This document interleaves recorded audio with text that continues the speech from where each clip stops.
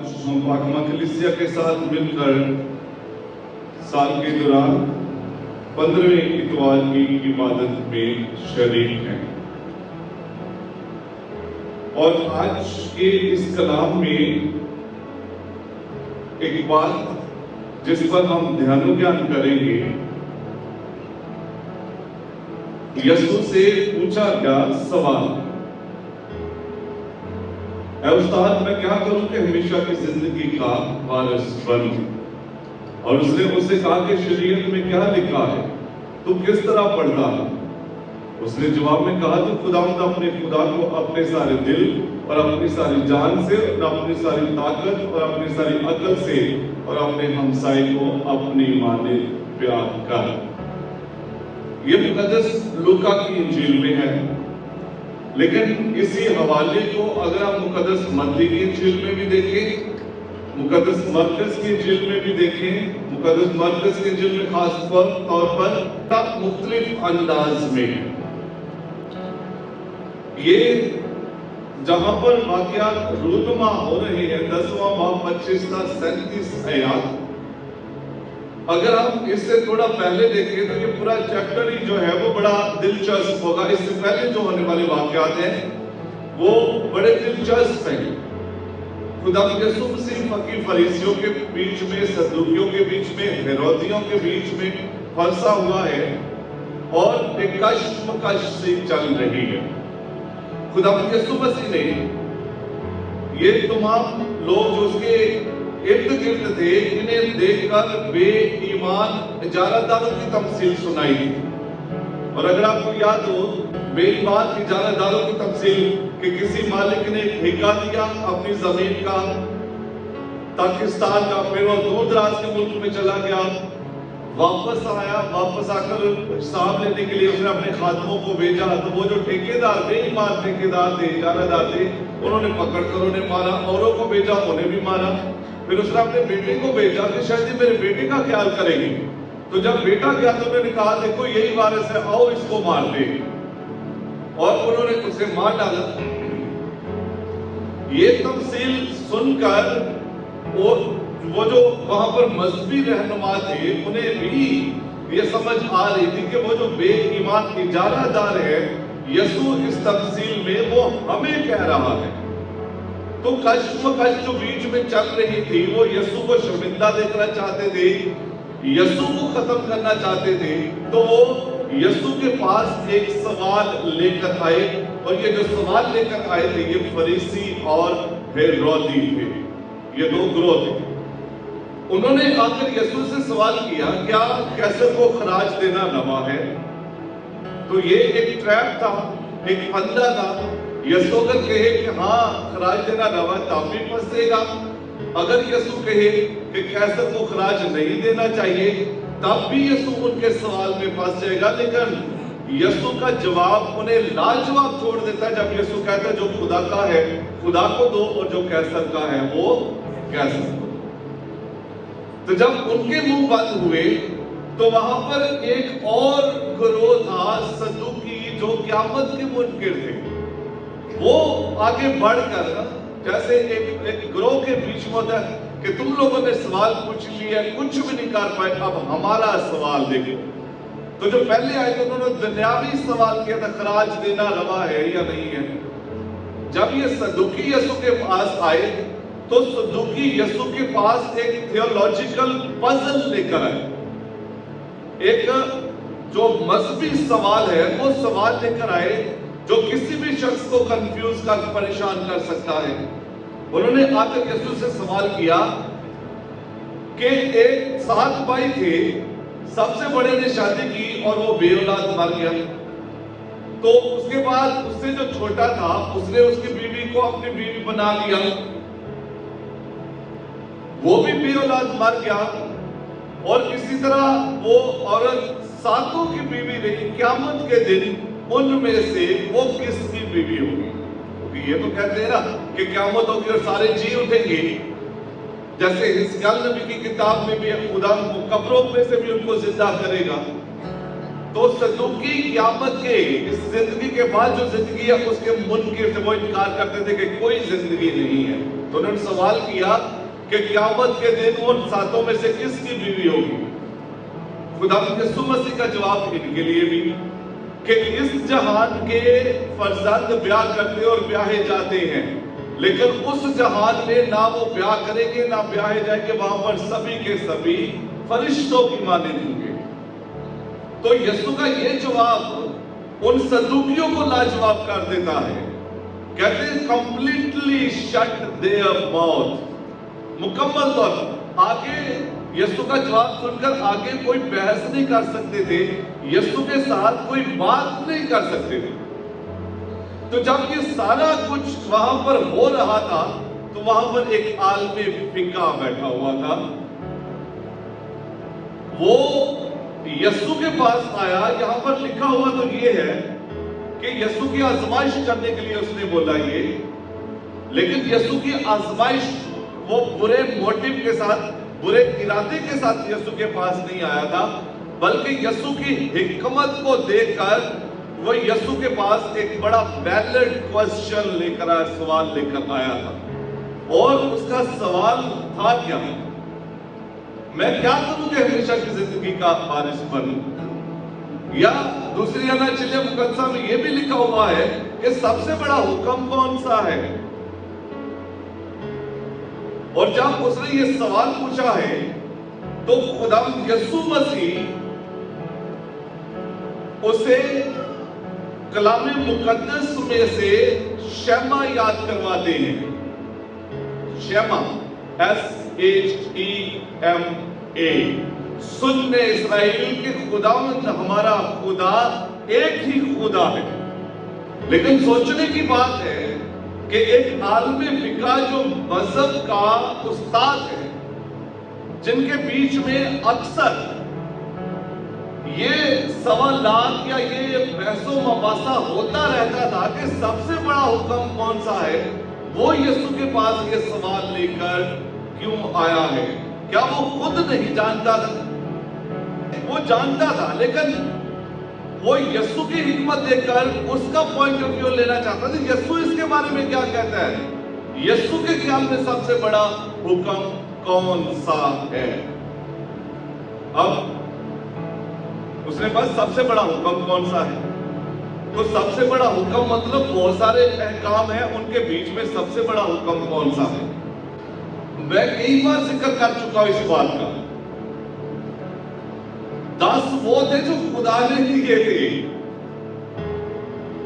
वहां पर जो अहकाम लिखे हुए हैं वो 613 हैं।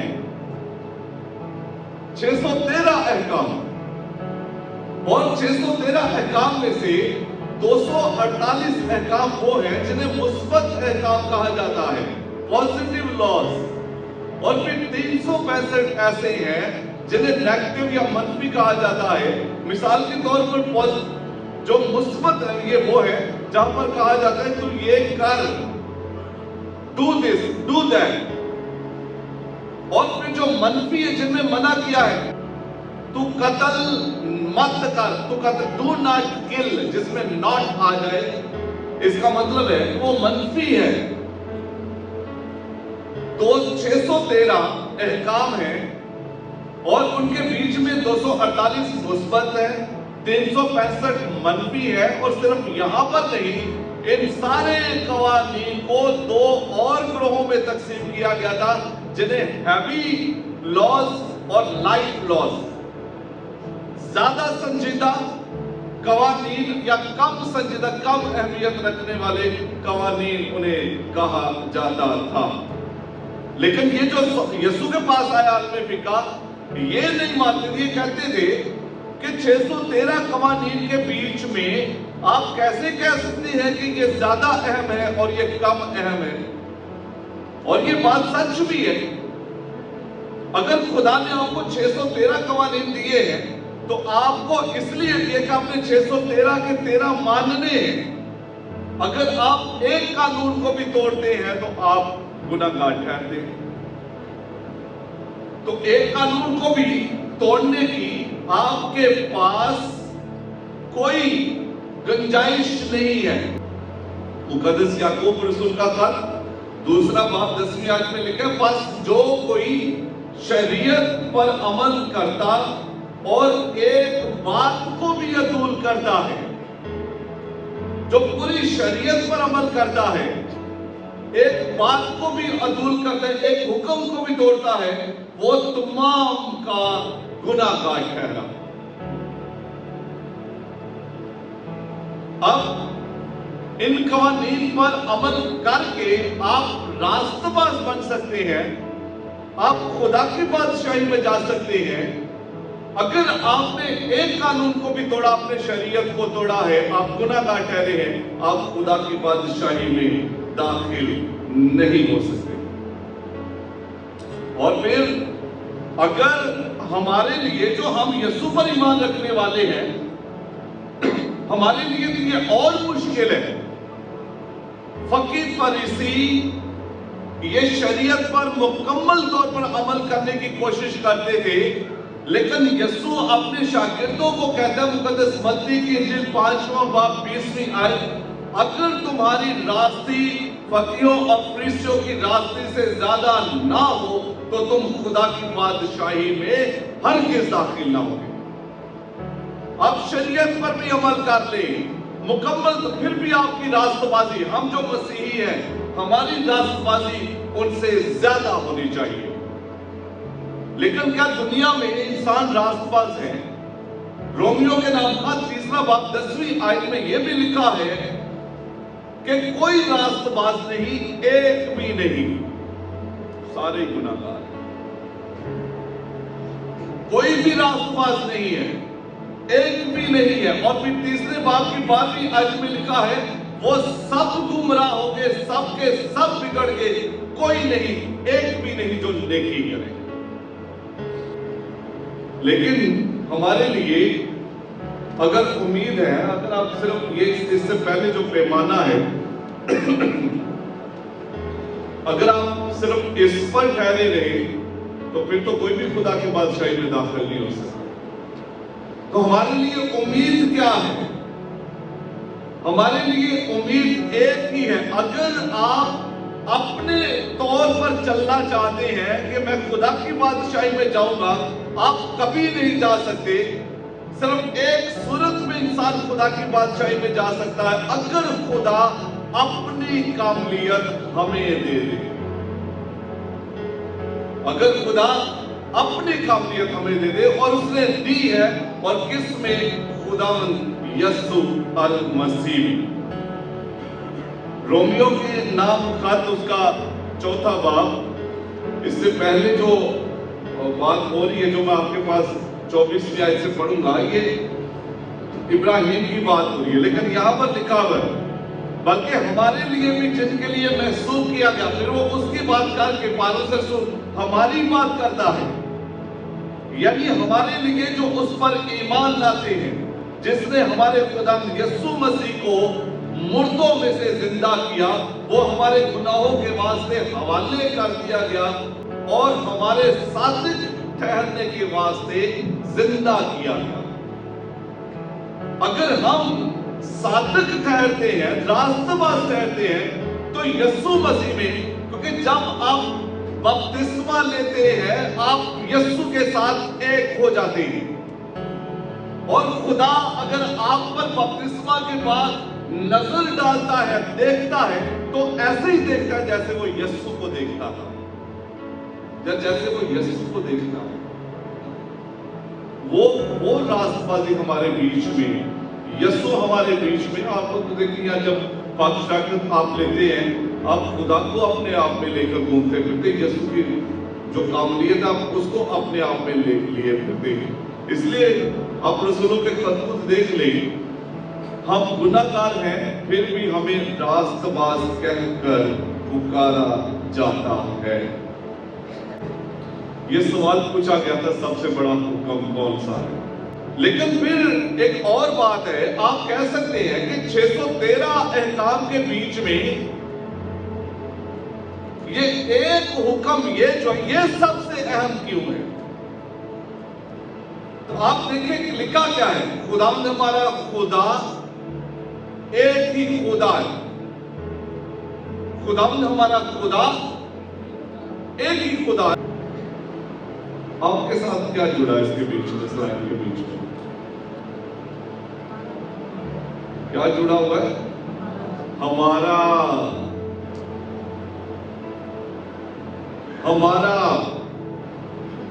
خداوند ایک ہی خدا ہے، لیکن ہمارا. اگر آپ راست باز ٹہل کر خدا کی بادشاہی میں جانا چاہتے ہیں، اس خدا کو اپنا بنا لے، اون کر لے. یہ نہیں ہے خداوند تیرا خدا ہے، یہ بھی نہیں لکھا خداوند تیرا خدا ایک ہی خدا. نہیں، خداوند ہمارا خدا ایک ہی خدا ہے. تو وہ جو ہمارا ہے وہ ایک ہی ہے، اسی کے ساتھ جڑنا. آپ کا رشتہ، آپ کا تعلق اسی ایک خدا کے ساتھ ہونا چاہیے. پھر لکھا اپنے سارے دل سے. اس کو پیار کرنا ہے، وہ میرا خدا ہے، ہمارا خدا ہے. اس کو پیار کرنا ہے تو سب سے پہلے کس سے؟ اپنے سارے دل سے. دل کے بارے میں کہا جاتا ہے the core of a physical being. انسان کی کتاب اس کا 4 باب 23 آیت میں لکھا ہوا ہے، دل کی حفاظت کر، کیونکہ زندگی کے سارے منبع وہی سے نکلتے ہیں. دل، یہ جو آیت ہے that is the center of your life, center of your being. آپ کے ہونے کا مرکز ہے یہ.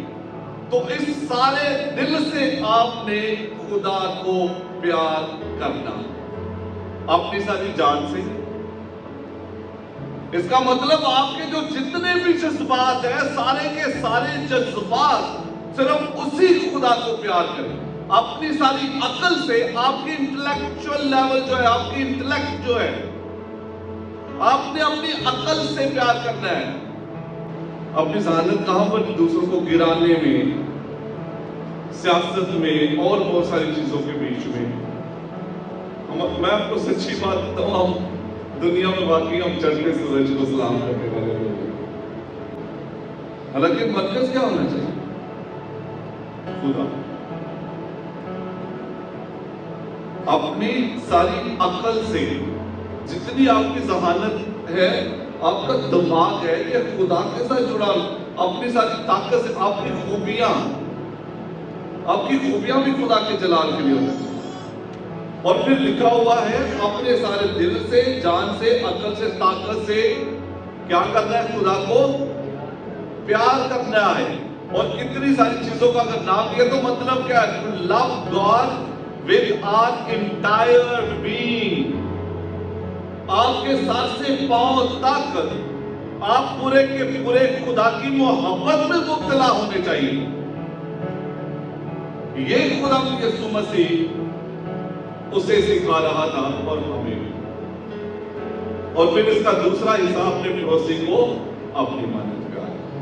میں نے جو آگے تفصیل یسوع نے سنائی ہے، ایک شخص یروشلم سے یریکو جا رہا تھا. ہم اس پر تفصیل سے بات کر چکے ہوئے پہلے، اس لیے میں نے اس کو نہیں چھیڑا زیادہ. لیکن اپنے پڑوسی کو اپنی مانند پیار کر. پیار کیسا ہے؟ اگاپے، سیکریفیشل لو، جو لا تبدیل ہے، تبدیل نہیں ہو جاتا.